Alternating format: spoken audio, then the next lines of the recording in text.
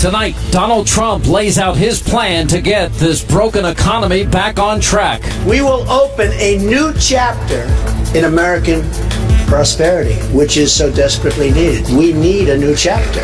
Former Governor Rick Perry is here to react.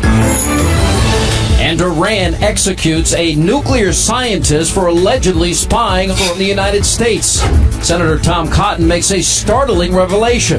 In the emails that were on Hillary Clinton's private server, there were conversations among her senior advisors about this gentleman. Retired Lieutenant General Mike Flynn weighs in tonight. And the mainstream media continues their liberal spin, saying Donald Trump kicked a crying baby out of a rally.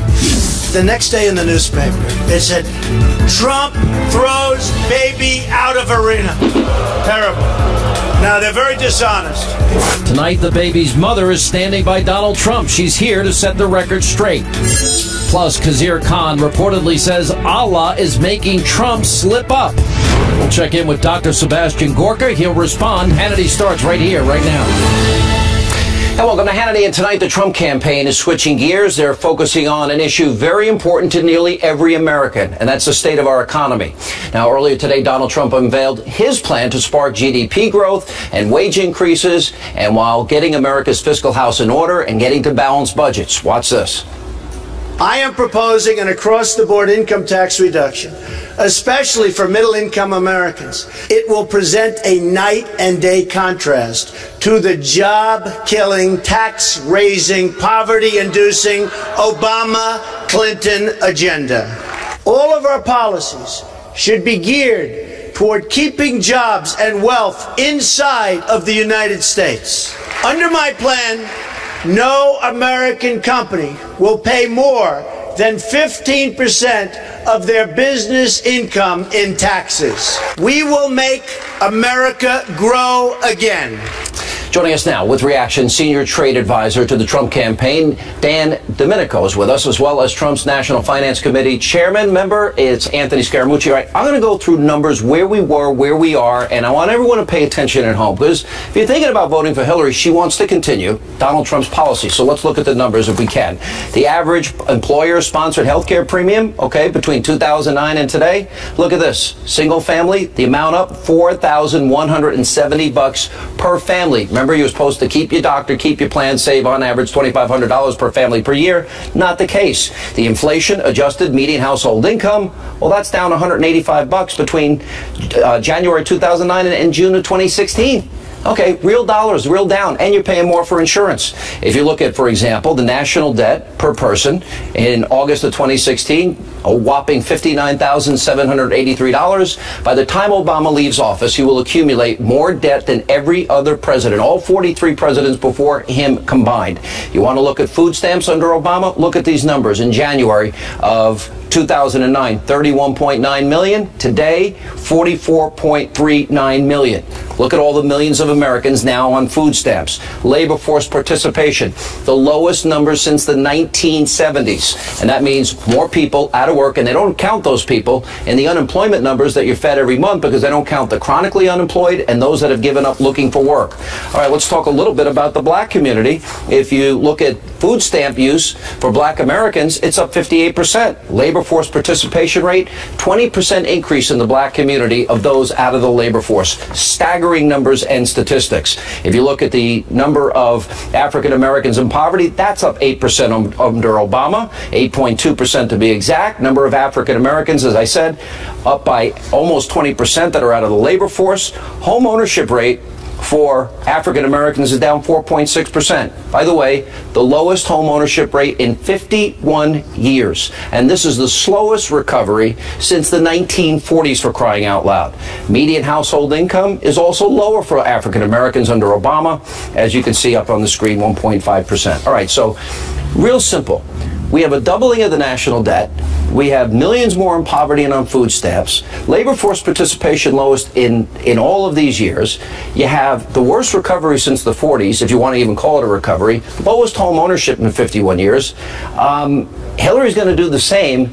Why would you left out one thing, Sean? You've created more billionaires. So what typically happens in a left-leaning society is that the rich get very, very struggle. And so when you have left-leaning policies, you have to judge them by what they actually do as opposed to their intentions. That's what Milton Friedman always said. And so the plan that the plan that Donald Trump is putting out is a brilliant plan because it inspires confidence. It's simple. It's easy to understand for the small business person, and it'll give people the opportunity to start consuming again, which will drive the consumption clock and growth in the United States. Dan, let's look at what Trump laid out today. We'll put it up on the screen. 15% corporate tax. I also like the idea of all these multinational corporations. There's not millions, there's not billions, but there's trillions of dollars parked overseas that they won't bring back to this country because of the confiscatory taxation that they would face if they brought that money back. You lower the rate, you incentivize them to bring it back. That means they'll invest in research and development, they'll invest in manufacturing centers, they'll invest in factories. That's jobs for Americans. All right, 15% corporate tax, end the death tax, renegotiate some bad trade deals like NAFTA, stop TPP, repeal and replace Obamacare. Hopefully competition will lower the amount of money families are now paying, up nearly $5,000 a year, and lift energy restrictions. How many jobs can be created in the energy field alone, high-paying jobs, and we have the benefit of national security because we're not counting on countries that hate our guts for that lifeblood of our economy. Sean, everything you say is 100% accurate. The jobs are in the hundreds of thousands, if not millions. One thing I'd like to say about Trump's speech today. The title of his speech was an America First Economic Plan, Winning the Global Competition. That's very key, because what he has proposed in the four main principal areas he focused on of taxes, trade, regulatory reform, and energy is all designed to work together to improve our ability to compete in the global economy. Not to run from it, not to be isolationist, but to actually go out there and compete and win in such a way that it benefits every American, not just the richest people in America and not just the multinational corporations. Most of America has been left behind. Well, let's take a look. 95 million people. Trump talked about it today. Detroit, per capita income under $15,000, about half the national average. 40% of their city residents live in poverty, over 2.5 times the national average, Anthony. The unemployment rate, more than twice the national average. Half of all Detroit residents don't work. This is one of our greatest cities. You look at Detroit, Baltimore, all Democrat run, and those cities tend to still vote Democratic. Oh, well, now because they're on the poverty maintenance dependency, Sean, and that's why they're voting Democratic, because they know they're going to get that lucre from the government. What you need to do in cities like that is create free enterprise zones, give them a school choice, which Mr. Trump talked about today, and create new infrastructure for them, and you'll see those cities regrow. That could be a very, very vibrant city in 10 years. Entire neighborhoods and consolidating services. You see homes on eBay for $1. But it's not the only city. You've got Newark right across the river. It could be New York, Sean, if we're not careful here. Well, very scary. Thank you both. Dan, Anthony, thank you. Joining us now with more, former 2016 Republican presidential candidate, former Texas Governor Rick Perry. You know, Governor, I have often applauded the job creation in your state of Texas while you were governor. If we didn't include nationally the jobs created in Texas, there would have been net negative job growth in Obama's term in office. How do you turn this around? What did you think of Trump's speech, and how do you compare it to the last 8 years? Well, it was spot on, and it was also simplistic, and I think that's really important. For almost 14 years, from 2001 through 2014, there was an experiment, if you will. The 12th largest economy in the world put tax policy into place, regulatory policies into place, public school policies into place, legal policies into place, and it exploded. And I'm talking about the state of Texas. It exploded job creation-wise all across the sector, whether you were African American, whether you were Hispanic, whether you were in the lower economic sector, or whether you were at the top. You saw improvement. And that occurred because of competition.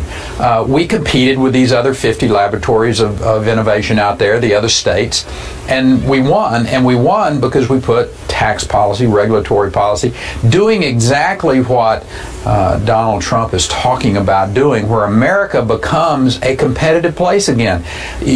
All of that money that's offshore will flood back in here when you put a tax policy into place that is not confiscatory, as you call it, and you're absolutely correct with that. So, this is a beautiful song for the people that want to create jobs in this country. He pointed out something that I have often pointed out in New York, about 60 cents. If you add federal taxes, FICA taxes, state taxes. I live in the second highest property tax county in the country in New York. You add it all together, sales taxes and other hidden taxes, it's over 60 cents out of every dollar I make goes to government. Donald Trump pointed out today that the average person pays 31.5% of their wages to income and payroll taxes. You add local and state taxes, that's another 10%. And the business tax rate is near 40% when you add in taxes at the state level, which makes the United States the highest business tax rate among major industrialized countries in the world. No, if I was a multinational corporation, I wouldn't bring money here, would you? No, sir, and they're not. That's one of the reasons we see the offshoring that's occurring, is because we're holding them up, and they know that they can't have a return on their investment. Wouldn't it be great, I think Americans agree, that wouldn't it be great to have a president of the United States who actually put policies into place, devolve power out of Washington, D.C., back to these states and let these states be competitive, and at the international level send a real message of, listen, if you want to compete, America's fixing to be out there on the playing field with tax policy, regulatory policy. We're going to have public school policies that these states are going to be in charge of, that are going to really create a skilled workforce. Yeah. At that particular point in time, America explodes economically. Governor, I contend the corporations don't pay taxes. Corporations pass those taxes on to we, the consumer. You're absolutely correct. So the highest corporate tax rates in the world means we, the consumer, are paying that much more for the goods and services that we buy, correct?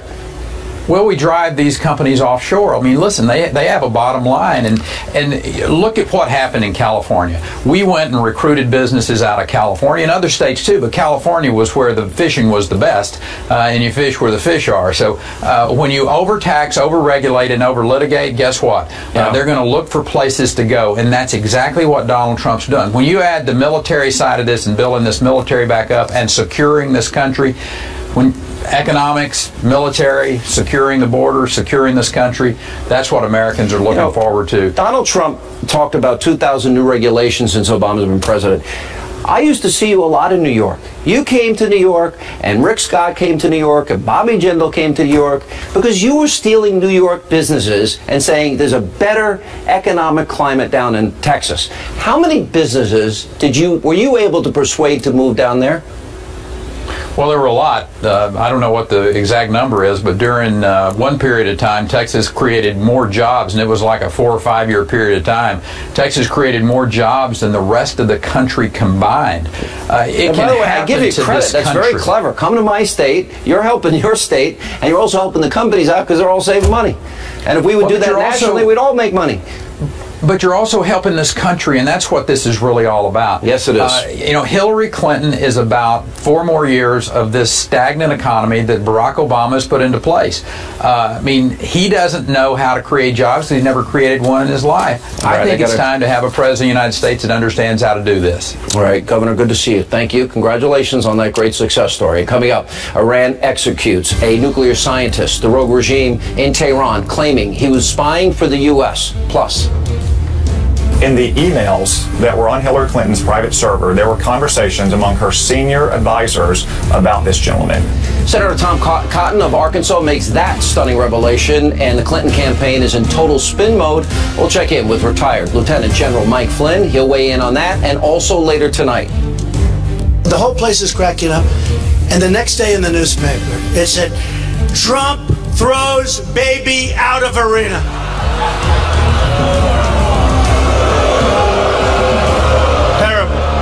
Now, they're very dishonest.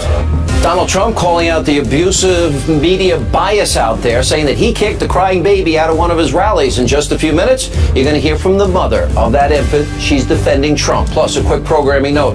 The 2016 Republican nominee will be here tomorrow night, 10 Eastern. Hope you'll join us. Please stay with us.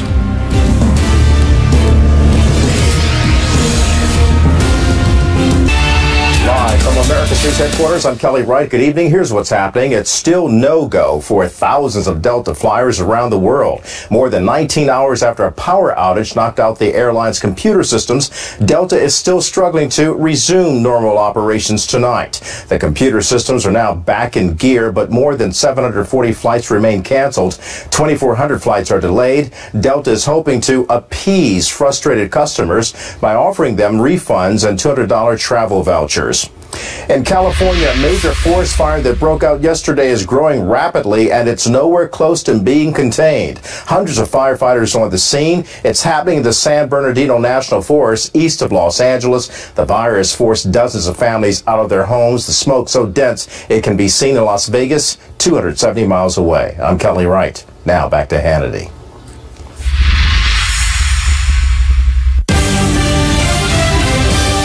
Welcome back to Hannity. So over the weekend, Iran announced it recently executed one of their nuclear scientists, Shahram Amiri. Now, the rogue regime in Tehran claimed that he was spying for the United States. Now, yesterday, Senator Tom Cotton of Arkansas made a stunning revelation about this man. Take a look.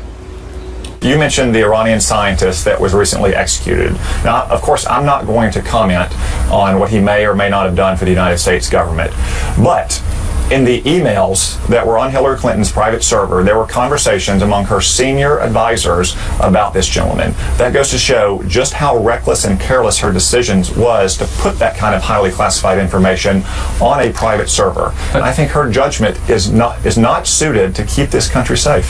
Now, as soon as that interview aired, the news spread quickly. The Drudge Report tweeted, quote, Clinton email led to execution in Iran, question mark, which Donald Trump retweeted. Now, the Clinton campaign firing back today, saying, quote, the Trump campaign has never met a conspiracy theory it didn't like. He and his supporters continue to use increasingly desperate rhetoric to attack Hillary Clinton and make absurd accusations because they have no ideas for the American people.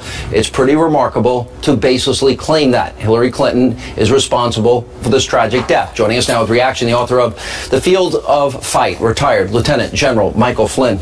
I'm going right back to Tom Cotton's statement, and I'll read it again. He said, but in the emails that were on Hillary Clinton's private server, there were conversations among her senior advisors about this gentleman. Okay, either they were about this guy or they weren't about this guy, and if they were, would that have possibly contributed to this guy's execution? Yeah, Sean, I mean, absolutely. You know, let's quit, dancing around what we know is the truth here. The truth is that Hillary Clinton's extreme carelessness with the use of her unclassified email devices and her unclassified server has placed people at risk around the world. The cost that the unknown cost right now actually is something that we're going to have to bear the brunt of for probably years to come. The human cost that we may have just seen in the hanging death of this Iranian nuclear scientist who returned to Iran and was publicly exposed in some email traffic that Hillary Clinton's aides have used is just stunning. I mean, there's going to be a cost here, and it's a cost to our country's national security. And it just shows the carelessness, the recklessness, and the lack of accountability of a person who thinks that she should be the commander-in-chief of our country. Give me a break. You know, I look at all this, and I look at what he said this weekend. This person had access to the country's secret and classified information, had linked to this is what Iran says, according to the AP. Yeah. Iran confirmed that he had been hanged for treason and spying, and that they said this person had access to the country's secret classified information, has been linked to our hostile and #1 enemy, America, the great Satan. A spokesman for the Iranian judiciary said he provided the enemy with vital and secret information about the country. So it would appear that this guy was working for us. It would appear that he was compromised and somehow was found out. Now, if Senator Cotton, pretty credible senator, says that he knows that in fact this information came from her server, do you make the connection? Is she responsible then by being reckless and irresponsible and not protecting that server for what happened here? Yeah, Sean, here's what we know. Okay, what we know is that Hillary Clinton, as defined by the director of the FBI, our own director of our own FBI, described her as extremely careless with the use of personal devices to send and receive highly sensitive, classified national security-related information, and the results of that are going to impact us, and they are going to have a cost in economic costs as well as human costs. And this recent example is likely one of those. And I applaud Senator Cotton for standing up to be counted. I mean, this is Hillary Clinton is just someone who is not accountable. She was reckless in her use of this means of communicating while she was the Secretary of State of this country. And I'm telling you that knowing what the possibilities are that she also exposed, there are going to be other untold costs that are going to come at the expense of our nation's national security. What about, let me play Tom Cotton from Fox News Sunday yesterday, talking about the money that was given to Iran, and we now have the confirmation of one of the hostages that plane wasn't allowed to taxi and take off until that money landed. That plane landed. Let's go to Tom Cotton. It doesn't really matter, though, what President Obama says. It matters what the Iranians think, and it matters what dictators and terrorists and gangsters all around the world think. And they clearly think that this was a ransom payment, and that if they take an American hostage, then maybe they too will get a $400 million windfall in 500 euro notes on an unmarked plane. That's why it's so dangerous. Doesn't this encourage other countries now to take Americans hostage because now America pays ransom? Yeah, the perception or reality is sort of what Tom Cotton talked about. He's right. I mean, it doesn't make any difference what the real deal was here, what the truth is. And frankly, it's hard to discern what the truth is from our current administration because they've been so dishonest on this issue with the whole Iranian nuclear deal. So, I mean, it doesn't make any difference. What it does is for the tyrants around the world, and many of them I talk about in my book, Sean, they will take advantage of the weakness that the United States of America is demonstrating and has demonstrated for the last 8 years. General, thank you. We appreciate your insight. Unbelievable. Coming up next tonight on this busy news night on Hannity. The whole place is cracking up. And the next day in the newspaper, it said, Trump throws baby out of arena.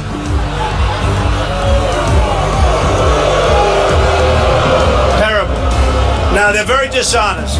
Donald Trump calls out the abusively biased mainstream media for the dishonest reporting. Guess what? Even the mother of the baby is now calling out the press for their terrible coverage. She'll join us tonight and explain what really happened.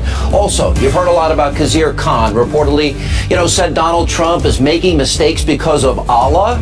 Well, where's all the reporting on this? Dr. Gorka joins us along with Robert Spencer as we continue. Let the baby cry. It's okay. As the baby that had a voice that was superior to Pavarotti, but after about 3 or 4 minutes, and I'm trying to speak, and it was in Jacksonville, we had this massive crowd, filled up a stadium, and the baby's screaming. So I said, ma'am, I'd like to reverse my order. Perhaps you can nicely take the baby out. Your baby's great. I did it so nicely. She was happy. Even the baby was happy. He stopped crying. The whole place is cracking up. And the next day in the newspaper, it said, Trump throws baby out of arena. Terrible. Now, they're very dishonest. Donald Trump calling out the liberal mainstream media for saying he kicked a crying baby out of a rally. And the mother of that baby, Devin Ebert, is with us, and she's just as outraged as Donald Trump. And she says the media, of course, has blown this way out of proportion and that Donald Trump did not kick her out of the rally. Devin is here to join us right now. Devin, how are you? I'm good. How are you? Okay, by the way, cute baby. Let's go to the original comment. And he had referred to the baby, talked about how much he likes babies. He made a big deal about the baby, didn't he? Yes, he did. He went on about it, and he was great. He was really great about it, actually. All right, let's play it so our audience can be reminded. Okay. Don't worry about that baby. I love babies. So I love babies. I hear that baby crying. I like it. What a baby. What a beautiful baby. Don't worry.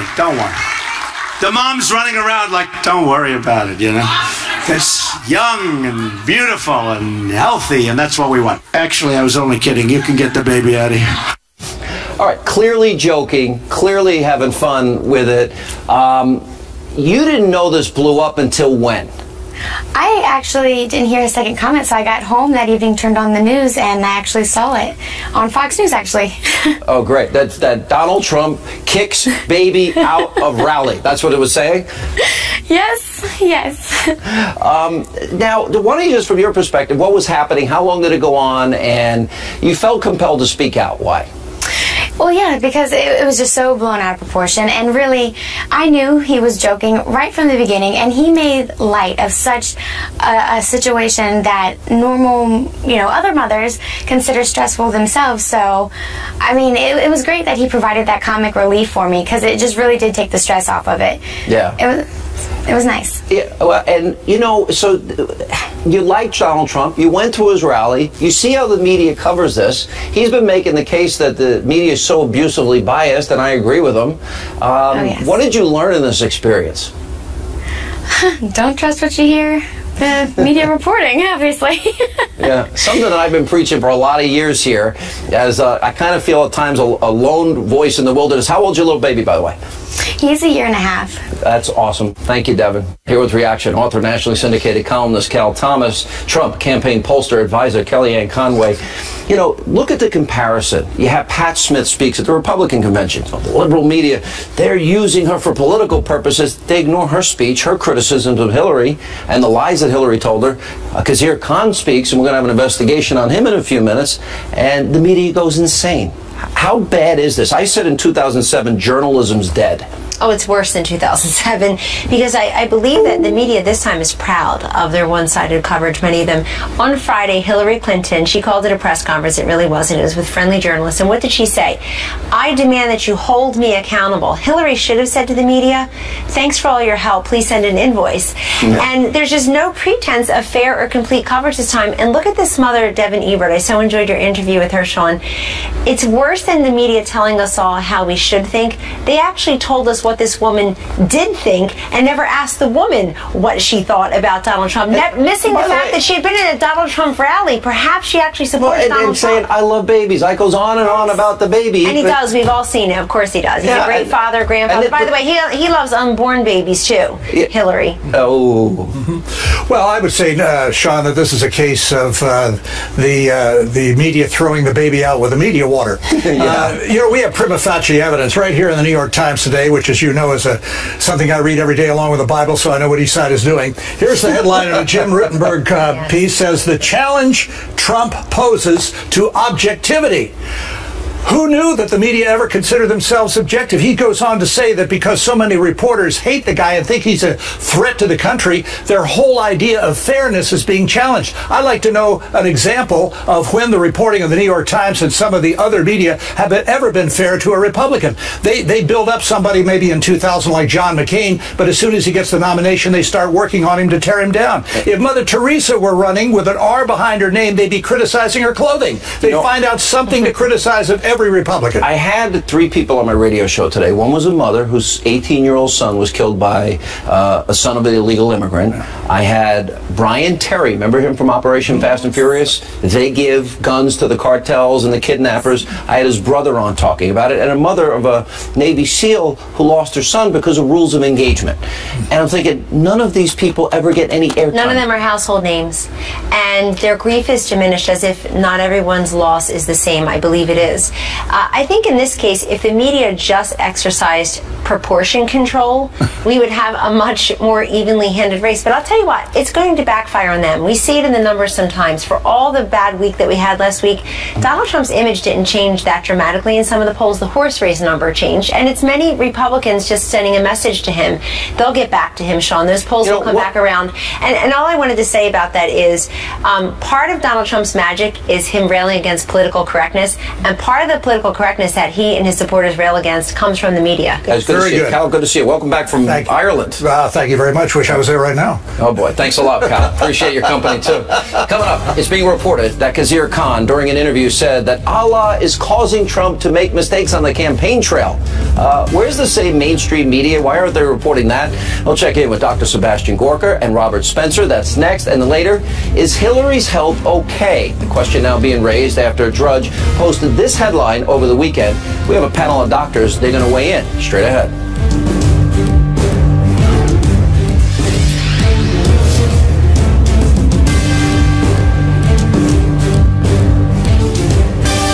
Welcome back to Hannity, so the media has been very quick to praise Khizr Khan. He's the man who attacked Donald Trump in a speech at the DNC last month, but who exactly is Mr. Khan? Now, Khan is a Pakistani-American lawyer and the father of Army Captain Humayun Khan. Now, he was a hero. He was killed in Iraq during Operation Iraqi Freedom in 2004. Well, now all Americans, we all honor his service, his sacrifice, and his courage. And on that, everybody agrees. But Khizr Khan, since his DNC speech, he has made controversial comments. Now, during one recent interview, he said there's no such thing as Sharia law. Really? Take a look. Sharia law, as we have titled, there is no such thing as Sharia law. These are laws of various Muslim countries, which are hodgepodge of British laws, French laws, Portuguese laws. In there is tremendous discrimination of genders, which disqualifies them under the Constitution of the United States, cannot be implemented, cannot be brought. I do not stand for any Sharia law because there is no such thing. Okay, but here's a problem. Back in 1983, according to reports, Khan wrote about Sharia in the Houston Journal of International Law, writing, quote, "The invariable and basic rules of Islamic law are only those prescribed in the Sharia, the Quran and Sunnah, which are few and limited." And then he went on to say that all other juridical works which have been written during the more than 13 centuries are very rich and indispensable, but they must always be subordinated to the Sharia. Unfortunately, we have more. Khan, in a recent interview, he also said that terrorists, it has nothing to do with Islam. Watch this. What he cites in the name of Islam and all that, that is not Islam at all. I wish somebody would have put something in his head that these are terrorists, these are criminals, these folks have nothing to do with Islam. All right, that's not all. Khan also participated last week in an interview with the Pakistani news channel Dunya News. Now, they're reporting, quote, that Khan, said that Allah makes people like Trump to make mistakes to discredit them in public eyes forever. Really? Here's reaction. The author of Defeating Jihad, The Winnable War, professor of strategy and irregular warfare at the Institute of World Politics, Dr. Sebastian Gorka.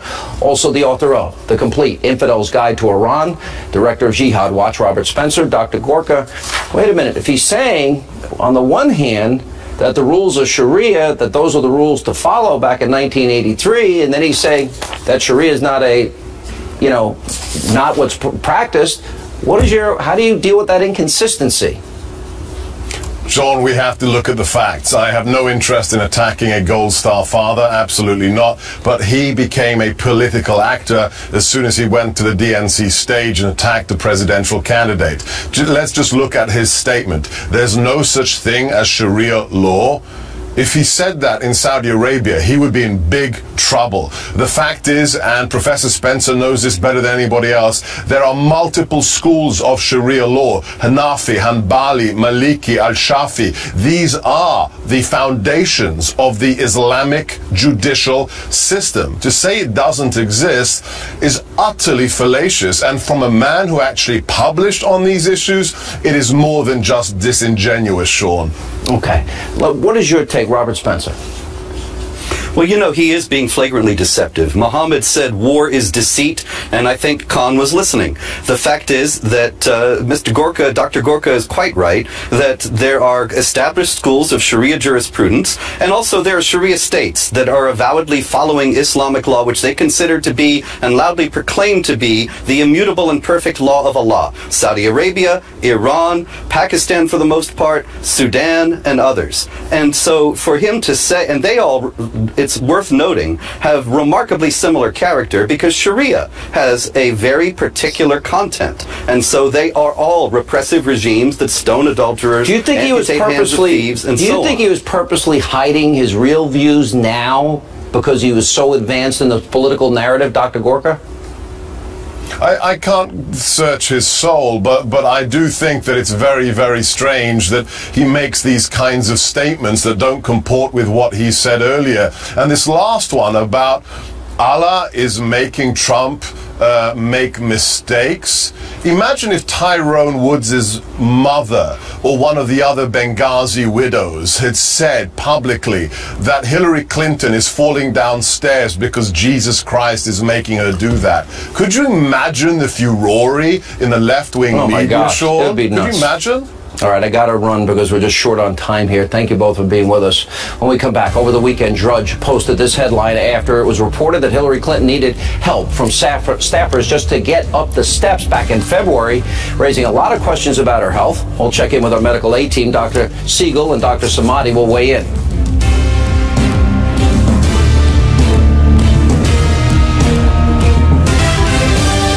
Welcome back to Hannity. So an image of Hillary Clinton recently posted to the website The American Mirror is sparking new controversy for the Clinton campaign. Now, the picture, which shows Hillary Clinton apparently needing assistance to climb a flight of stairs at a campaign stop back in February, was picked up by the Drudge Report, which posted this headline over the weekend, detailing Hillary Clinton's history with falls and speculating that the former Secretary of State could be experiencing a serious undisclosed medical condition. Earlier today, we reached out to the Clinton campaign for a statement, and a spokesman told us that the Drudge Report is shameful, and anyone who buys into that vitriol, including yours truly, is shameful as well. So shameful we are. Anyway, but what was noticeably missing from the statement was any reference or rebuttal to the health issues that are alleged by Drudge and others. Joining us now with analysis from the Fox News medical aid team, we have Fox News medical correspondent Dr. Mark Siegel, and Dr. David Samadi is with us. All right. By the way, it's in the Daily Mail. Are Hillary's health problems more severe than thought? A new book is coming out that claims that. The Gateway Pundit had today Hillary's handler carrying a diazepam pen for patients who experience recurrent seizures. When you look at her history, Dr. Siegel, of falling, concussions, the blood clots, etc., and then this other video that has emerged. What are your thoughts?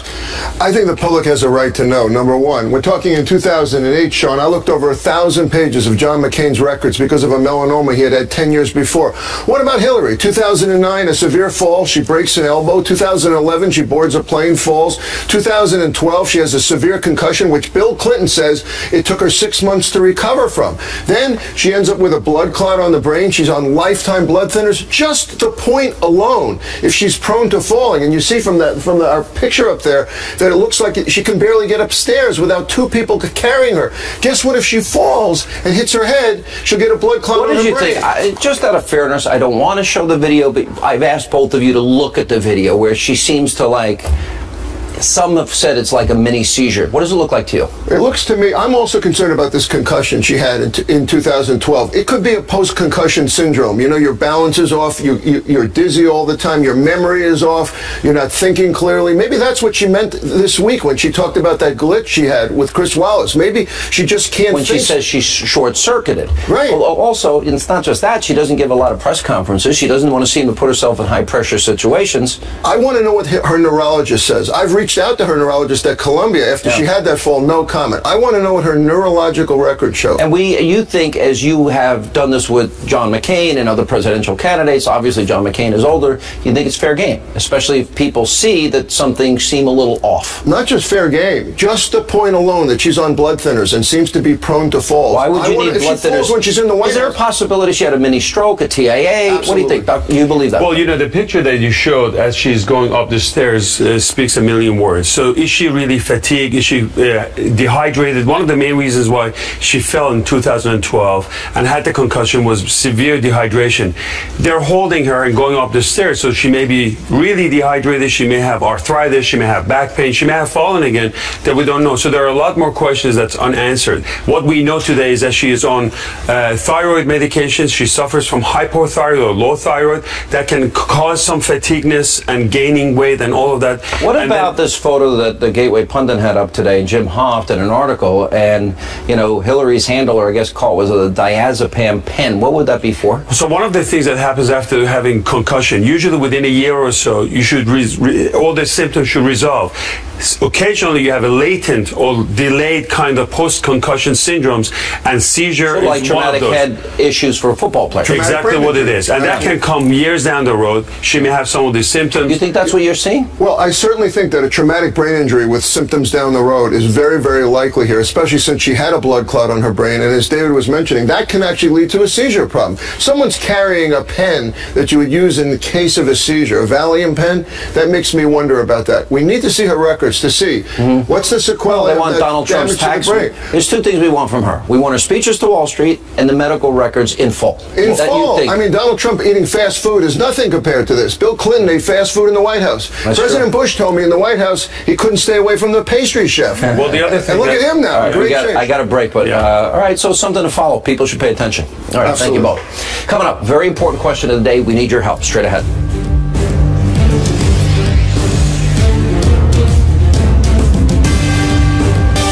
Time for our question of the day. So what did you think of Donald Trump's economic plan, especially in light of all the statistics we put forward about Obama's last years? And of course, Hillary wants to continue that. Just go to Facebook.com/Sean Hannity, @Sean Hannity on Twitter. Let us know what you think. It's all the time we have left this evening. Quick programming note. Tune in tomorrow night, 10 Eastern. The Republican nominee himself, Donald Trump, will join us right here on this program. Again, that's tomorrow night at 10. But thank you for being with us. We will see you back here tomorrow night.